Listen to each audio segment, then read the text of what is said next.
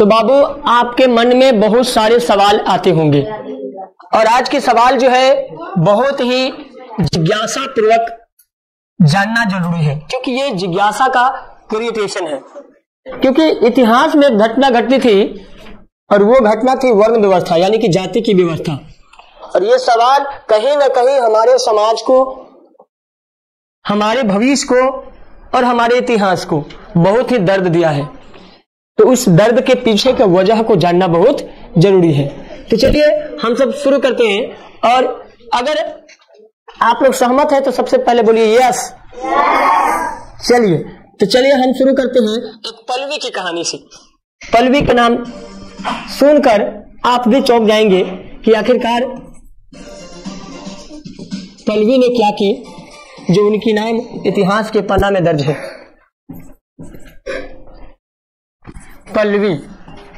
पल्लवी जो है, पल्लवी की जिज्ञासा था वह एक बार की एक समय थी जिस समय जो है पल्लवी की नानी सुबह सुबह जो है वो स्नान करके आश्रम जाती थी। आश्रम जो था एक छोटा सा टेम्पल मान लीजिए, मंदिर, वहां पे वो जाया करती थी। एक दिन पल्लवी ने भी अपने नानी के साथ आश्रम जाने के लिए जिद कर दी और जिद करने की वजह से पल्लवी को उसकी नानी ले जाती है। जैसे ही पल्लवी नानी के साथ आश्रम पहुंचती है, वहां पर एक साधु बाबा को देखती है। वहां पे वो कथा सुना रहे होते हैं और वो कथा जो सुनाते हैं, कथा यानी कहानी को जो सुनाते हैं उसे सुनकर पल्लवी खुश होती है, लेकिन उनके मन में बहुत सारे धार्मिक वर्ड आता है जो उन्हें दुखी करता है, जैसे आत्मा, परमात्मा, ब्रह्मा। यहाँ सोसाइटी में इनके साथ बहुत सारे विभेद होते थे और वहां पर एक प्रवचन को सुना तो उनके अंदर आत्मा, परमात्मा, ये सब बहुत सारे शब्द था, ब्रह्मा, विष्णु, महेश, इस शब्दों से वो बच्चे ना कंफ्यूज हो रहे थे, बहुत उनको समझ ही नहीं आ रहा था। बच्चा जैसे ही आपने अध्याय 6 और 7 में भी पढ़ा होगा, पिछले पाठ में भी, उत्तर वैदिक काल, वो काल था 1000 से 600 ईस्वी, 1000 से 600 ईस्वी। उत्तर वैदिक काल में लोहे का प्रचलन काफी बढ़ रहा था। ठीक है, लोहे का प्रचलन बढ़ रहा था। क्या? लोहे का प्रचलन। ठीक है, लोहे का प्रचलन जो है इसमें बढ़ ही रहा था, जिसे कृषि क्षेत्र का विस्तार हो। किसके लिए बढ़ रहा था? कृषि क्षेत्र का विस्तार। ठीक है, कृषि क्षेत्र के विस्तार के लिए यह धीरे धीरे डेवलपमेंट आ रही थी। उसी समय की बात है। हल का उपयोग क्यों किया गया? लोहे का उपयोग जो है ना सबसे पहले खेती के लिए हुआ, और खेती के लिए क्या हुआ? हल का निर्माण हुआ। शुरू में एक हल आई और आज हल ने पूरी दुनिया की समस्या को ही हल कर रहा है। खेती बाड़ी में देख रहे हैं आज जो है आधुनिक तकनीक बहुत सारी आ गए। खेत के जुताई से लेकर, कटाई से लेकर, पटाई से लेकर, ना वो चाहे ड्रिप तंत्र हो, आधुनिक किसानों को बहुत राहत दिया है, क्योंकि किसान अब सिंचाई के लिए आधुनिक यंत्र का उपयोग कर save of time, easy of work, आज जो है समय की बचत और काम को बहुत आसानी से कर रहे हैं।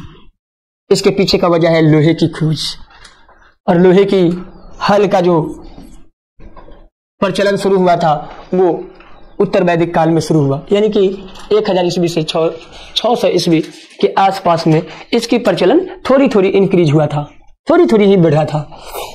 ठीक है, लोहे उपकरण के बढ़ते समय और बढ़ते प्रयोग ने समूची अर्थव्यवस्था को प्रभावित कर दिया।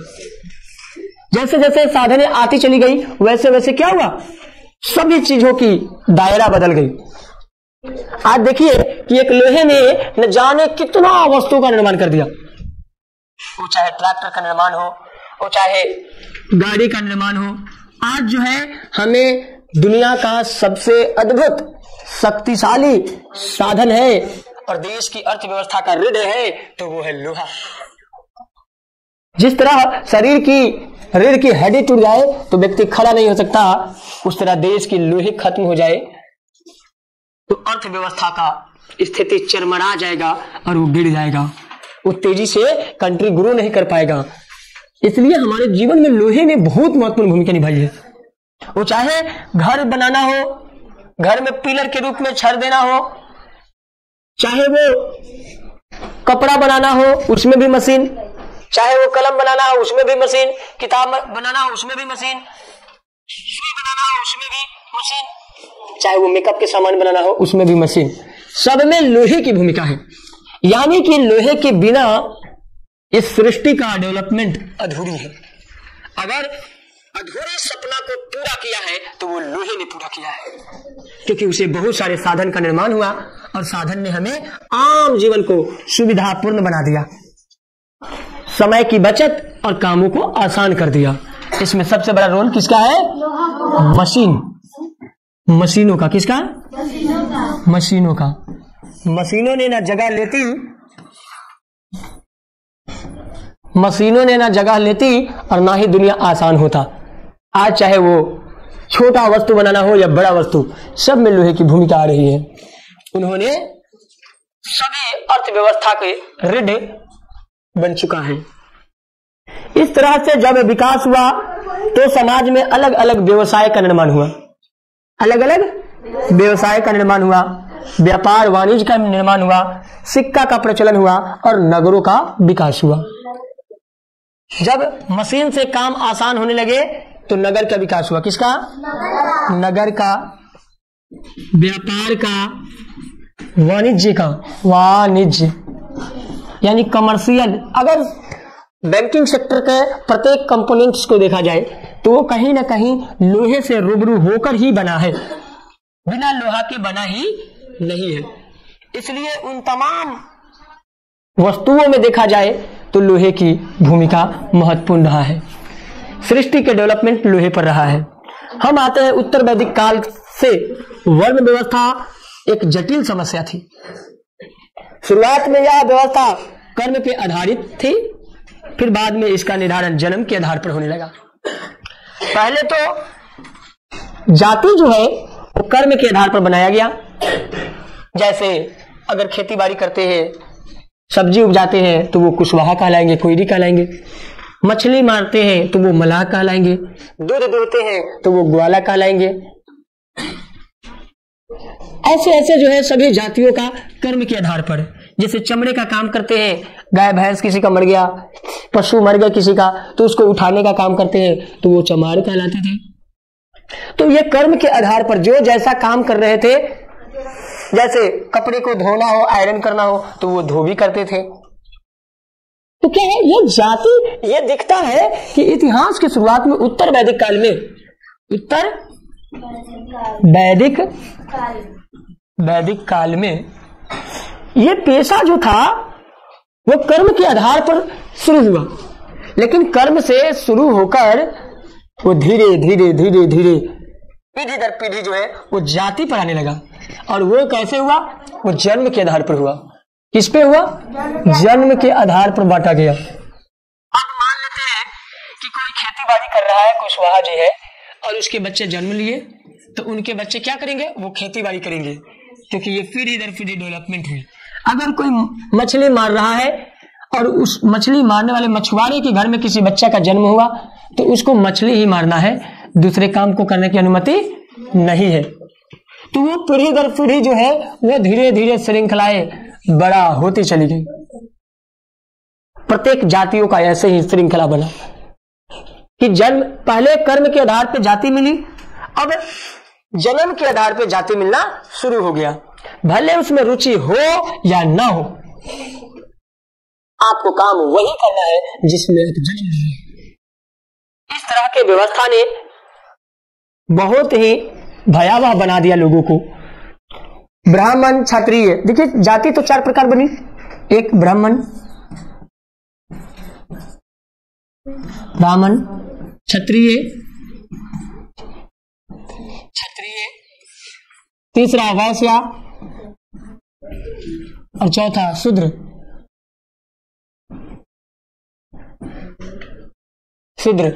तो इस तरह से 4 जातियों का निर्माण हुआ। कितने जाति का बाबू? 4 जाति। और सबसे जो है शक्तिशाली था वो ब्राह्मण एवं क्षत्रिय समाज से। सबसे प्रभावशाली वर्ण थे, दो जाति थोड़ा आगे था, लेकिन ये संपन्न होते हुए भी, क्षत्रिय संपन्न होते हुए भी ब्राह्मण के नीचे था। ब्राह्मणों की मर्जी से व्यवस्था चल रही थी। शक्ति क्षत्रिय के पास, लेकिन उसका इस्तेमाल ब्राह्मण के हिसाब से होगा। यह व्यवस्था कहीं ना कहीं समाज को जलील कर रही थी, तरपारित कर रही थी, उसे प्रेरित कर रही थी कि उस व्यवस्था में, उस जंजीर में दबे रहे, उस जंजीर को तेजी से ग्रो कराया। तो इसमें ब्राह्मणों की स्थिति सबसे अच्छी थी। सबसे स्थिति किसको अच्छा माना जाएगा? ब्राह्मण तो बेचारा सबसे संपन्न था, सबसे अच्छा था। क्षत्रिय सुविधा प्राप्त वर्ण होने के बावजूद ब्राह्मण के नीचे थे। इसके पास सब कुछ था, संपत्ति भी था, धन संपत्ति सब कुछ था, संपन्न था, लेकिन इससे बेचारे दबे थे। कभी कभी सुविधा होने के बावजूद भी आप ही की लाठी और आप ही पे बरसा दिया जाए तो कैसा होगा? खराब लगेगा ना।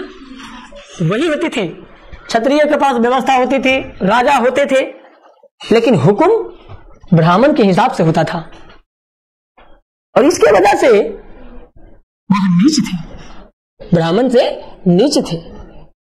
सुविधा होने के बावजूद, संपन्नता होने के बावजूद, नॉलेज होने के बावजूद नीच थे। इस तरह से उसे दबाया गया था। वैश्या के साथ भी यही बात थी, वैश्या का भी यही हाल था, इसका भी वही हाल था, और शूद्र का तो दोनों लोग मिलकर कुचलते थे।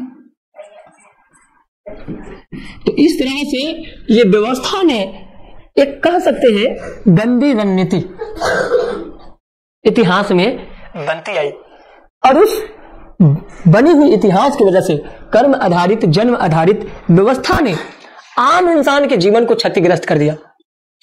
आम इंसान के सपने को पूरा होने से रोकने का काम कर रहा था। अगर आपका सपना हो कि हम डॉक्टर बन जाए, इंजीनियर बन जाए, तो आज क्या है, डेमोक्रेसी में, लोकतंत्र में अधिकार है ना कि हम बन सकते हैं। लेकिन क्या था कि इस व्यवस्था ने लोगों को तरपारित कर रहे थे।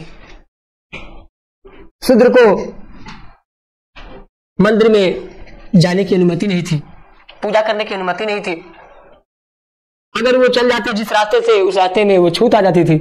बच्चे जैसे भीमराव अंबेडकर जी क्लास में पढ़ते थे, ठीक है, तो भीमराव अंबेडकर साहब के साथ क्या हुआ कि उन्हें भूख भी होती थी, तो वो क्लास से बाहर यानी खिड़की से बैठकर वो खिड़की समझ विद्यालय के पीछे कितनी कचरा होती है, कितनी कूड़ा करकट होते हैं, उस कचरे में जा करके खड़ा होकर के वो पढ़ा करते थे। उस तरह से पढ़े, पले और बढ़े, और देश की सबसे शक्तिशाली ग्रंथ जिसका नाम है संविधान, वो संविधान का निर्माण किए, जिसे एक उन्हीं जाति के नहीं पूरे भारतवासियों को न्याय मिला। इसके पीछे अनेक संघर्ष अनेक लोगों ने किया, अनेक संघर्षों का परिणाम देश की लोकतंत्र है। आर्थिक प्रगति, हम आते हैं थोड़ी सी वैश्या का भी वही हाल था, शूद्र का तो पूरा बेहाल गड़बड़ था। उनके ऊपर तो जीना और मरना भी ब्राह्मण क्षत्रिय के हाथ में था।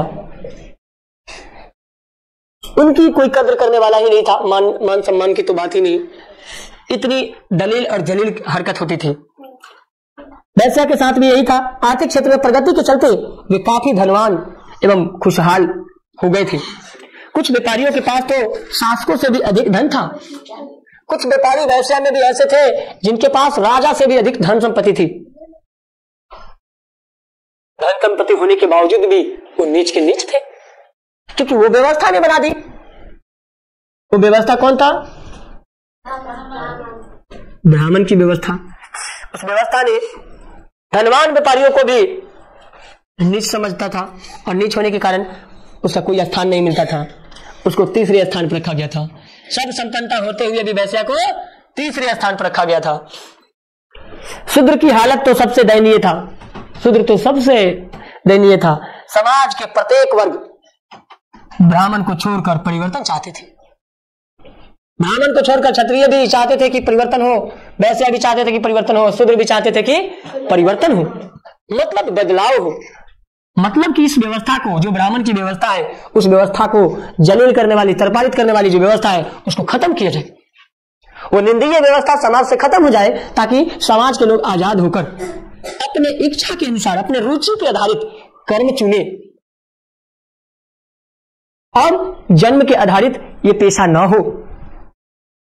परिवारवाद या जातिवाद की व्यवस्था से अलग कर देश की प्रगति चाहते थे, और देश की प्रगति आजादी में था।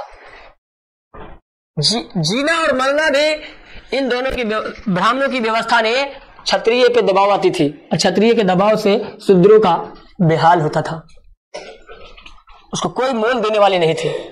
उस व्यवस्था में धीरे धीरे बदलाव आया, क्योंकि सब लोग बदलाव चाहते थे, जिसे सभी, उन्हें भी समाज में समान अधिकार प्राप्त हो। सब लोग चाहते हैं कि हम सबको समान अधिकार मिले, किसी भी प्रकार की छुआछूत नहीं, किसी भी प्रकार के दबाव नहीं। इसके अलावा समाज में जाति व्यवस्था, दिखावा एवं कर्म कांड आदि बढ़ गए थे। इसमें क्या था, ब्राह्मणवाद में दिखावा भी बढ़ गए थे, कर्म कांड भी बढ़ गए थे।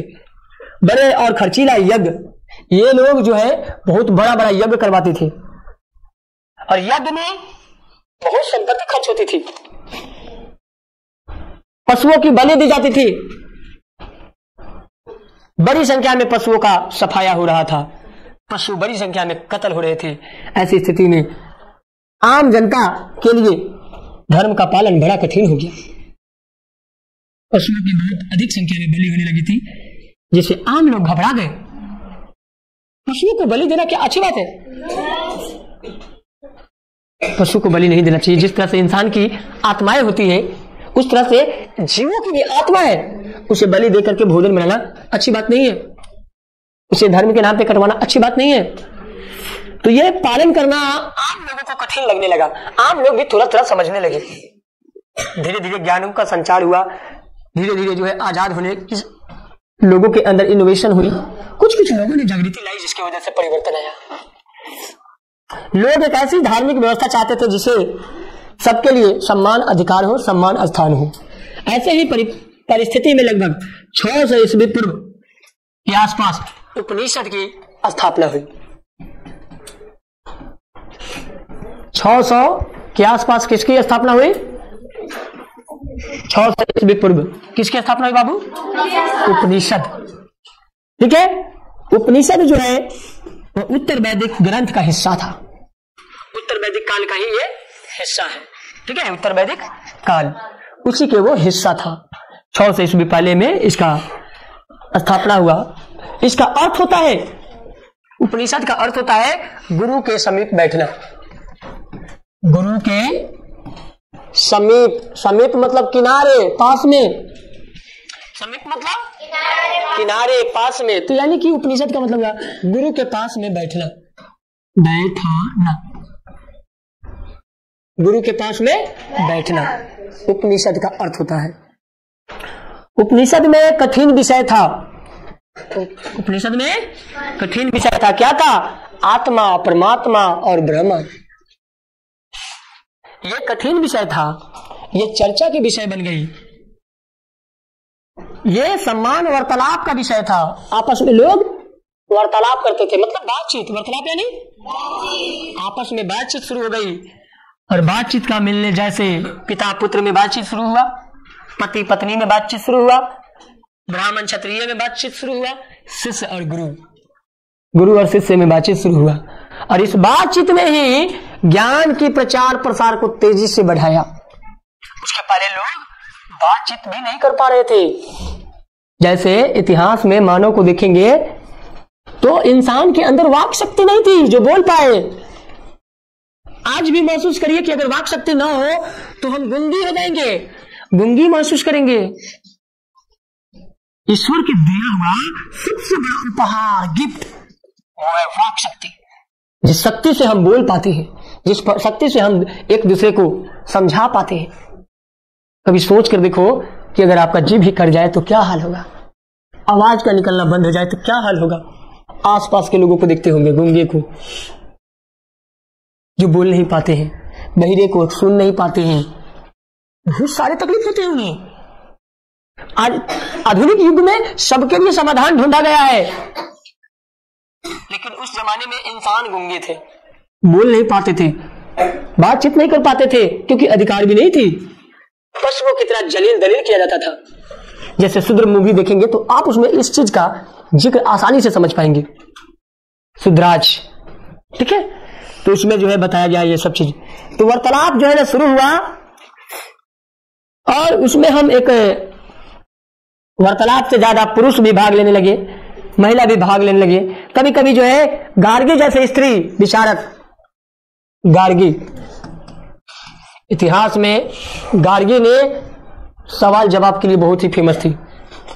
गार्गी जैसे स्त्री विचारक का उल्लेख भी मिलता है। गार्गी राज दरबार में होने वाले वाद विवाद में भाग लेती थी। कहीं भी सभा चलता था तो उसमें बोलने से कभी डरती नहीं थी। आज के हर एक लड़कियों में गार्गी की ताकत आनी चाहिए कि जब उस विषम परिस्थिति में गार्गी आवाज उठा सकती है, वाद विवाद को सुलझा सकती है, तो आज की सोसाइटी में भी आज के बच्चे, आज की लड़कियां आवाज उठा सकती है। और आज की लड़कियां उठा भी नहीं है, लड़कियों को अधिकार मिल गए।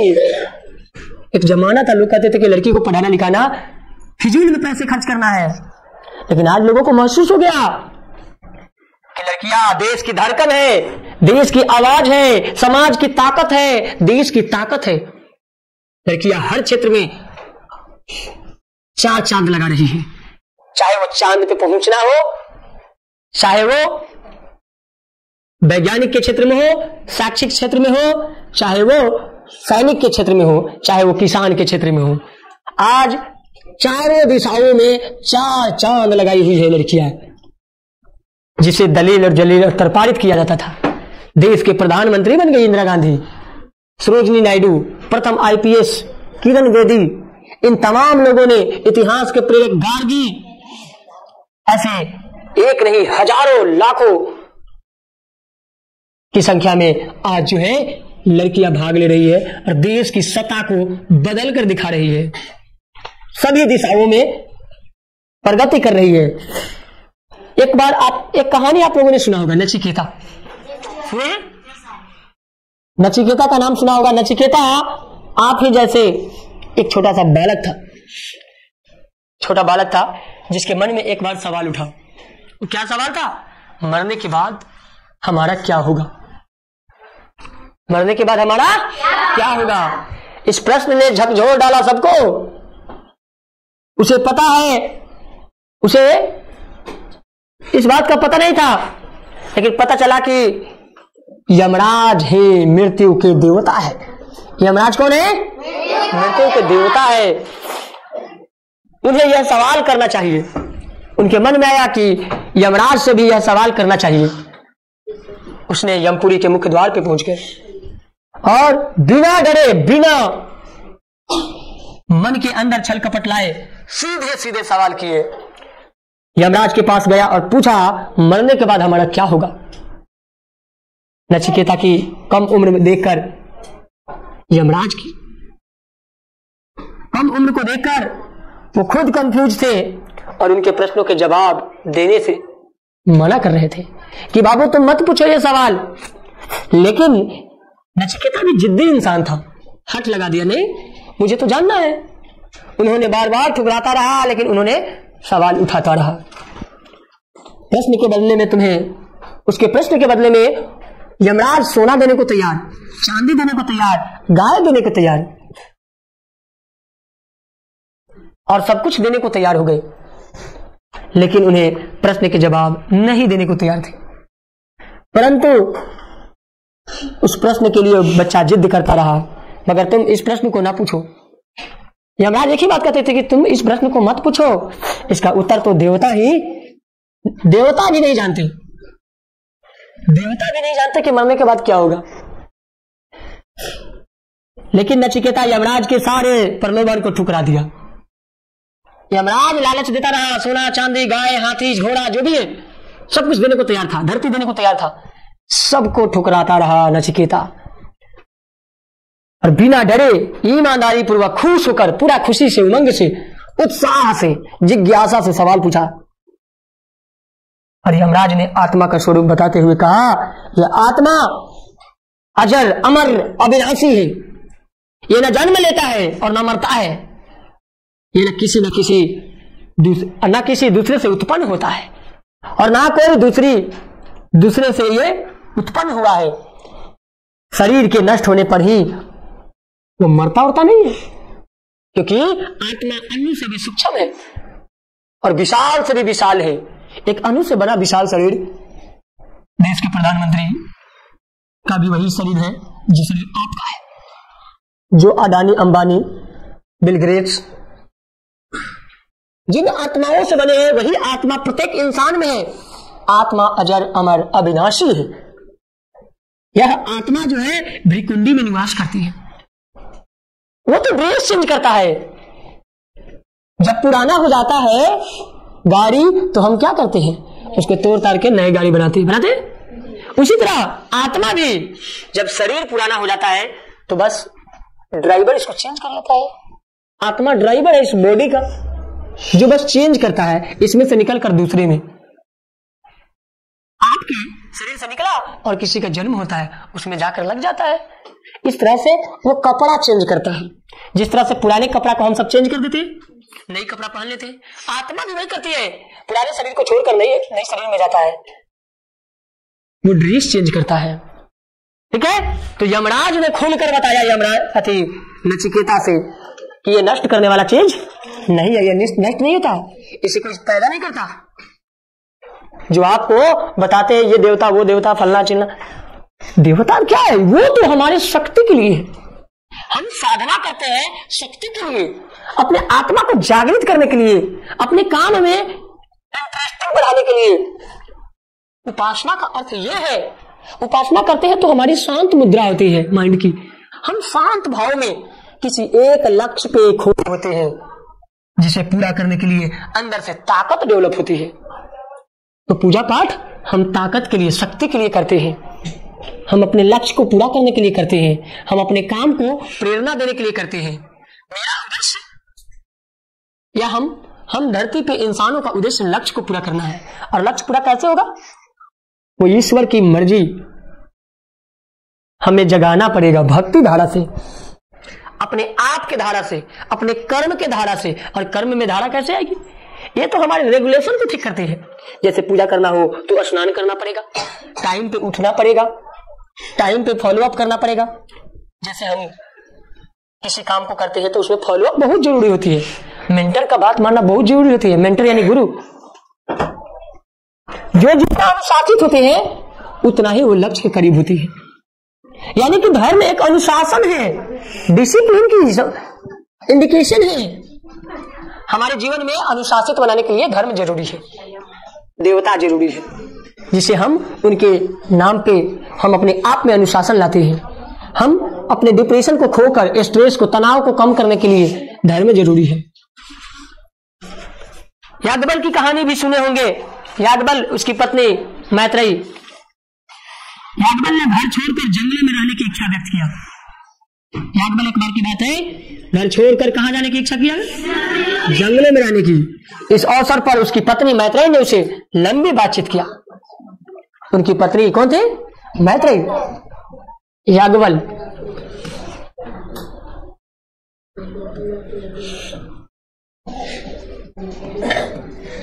की पत्नी कौन थी? मैत्रेयी। लंबी बातचीत की, और लंबी बातचीत से धन संपत्ति से आदमी बड़ा नहीं होता। उन्होंने ये बताई कि धन संपत्ति से बड़ा आदमी नहीं होता। आदमी बड़ा होता है प्रेमता से, ईमानदारी से, अपने कर्म से, अपने और समाज, अपने समाज की समस्याओं को समझाने के बारे में, समस्याओं को सुलझाने के बारे में सोचने की ज्ञान प्राप्त किया। दोनों ने बातचीत की आपस में, याज्ञवल्क्य और मैत्रेयी, तो समाज की समाधान की ओर विचार प्रकट हुए। कभी कभी समाज के गरीब पुरुष भी इस चर्चा में भाग लिया करते हैं। इस पे चर्चा करना सबकी हक है, सबकी जिम्मेवारी है। सत्यकाम जब्बाल एक ऐसे ही गरीब व्यक्ति था। सत्यकाम जब्बाल नाम जाबाल। जबाल भी एक गरीब व्यक्ति था जिसके मन में सत्य जानने की इच्छा हुई। इसके लिए वह गौतम नामक ब्राह्मण के पास गया। किस नामक? जबाल के मन में आया सत्य जानने की, तो गौतम नामक ब्राह्मण के पास गया। गौतम ने उसे अपने शिष्य के रूप में स्वीकार किया। गौतम ने क्या किया? इसको अपने शिष्य बनाया, शिष्य स्वीकार कर लिया। आगे चलकर सत्यकाम जबाल अपने समय के प्रसिद्ध विचारक बन गए। इस प्रकार 6ठी शताब्दी से पहले जिस समय आम लोगों में धर्म के प्रति लगाव कम होता जा रहा था, आम लोगों में धर्म के प्रति लगाव कम होते जा रहा था, तत्कालिक समाज में कर्म कांड की प्रधानता हो रही थी। उपनिषद की शिक्षा ने लोगों को नए ढंग से सोचने विचार करने के लिए प्रेरित किया, प्रेरणा दिया। ऐसे ही परिस्थिति में कुछ विचारक ने समाज में फैली बुराइयों को विरोध किया, चाहे वो राजा राम मोहन राय हो, चाहे वो भीमराव अंबेडकर जी हो, चाहे वो गुरु नानक जी हो। इन तमाम लोगों ने समाज की बुराइयों को खत्म करने की कोशिश की और समाज के आगे बढ़ाने की कोशिश किया। धन्यवाद। हम फिर मिलते हैं नेक्स्ट वीडियो में।